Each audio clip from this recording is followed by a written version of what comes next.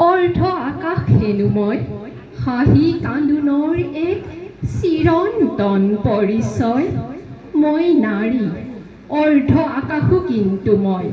প্ৰশ্ন জাগে মনত, আউসী ৰাতিৰ অন্ধকাৰ অৰ্ধ আকাশ নে জোনাকী ৰাতিৰ নিবিড় আকাশ। মই পূৰবী ৰাগিনী, সুৰৰ লহৰত ধৰালৈ নমাব পাৰোঁ স্বৰ্গৰ মন্দাকিনী। মই নাৰী বুৰঞ্জীৰ পৃষ্ঠাত মই মহাসতী, অহল্যা দ্ৰুপদী তথা মন্তৰা তাৰা মণ্ডোদৰী যথা। তথাপি যুগে যুগে কিয় অহল্যাৰ ধৰ্ম নষ্ট, দ্ৰুপদীৰ বস্ত্ৰহৰণ আৰু একো নকলোৱেই বা। শাপগ্ৰস্ত পাষাণী অহল্যাক মুক্তি দিবলৈ শ্ৰীৰামচন্দ্ৰ কেইজন আছে, কৃষ্ণও নাই যাচিবলে কৃষ্ণাক বস্ত্ৰৰ আৱোৰ।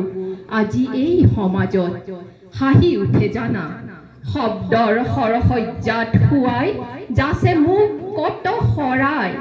মহাসতী লজ্জাৱতী মমতাময়ী মহিমাময়ী মাতৃৰূপী আৰু কত যে কি। কিন্তু তথাপিতো ভয়তো নকৰা গগন ভেদা অবলাৰ আবুক চিঞৰ, চকুৰ পানীৰ বন্যাৰ অগ্নিবৰ্ষণ, তেজ পিয়া বাঘিনীৰ গৰ্জন। সেয়েহে নাৰীত্বৰ মৰ্যাদাক ফু মাৰি নিদিবা, তেনে প্ৰয়াস কাহানিও নকৰিবা।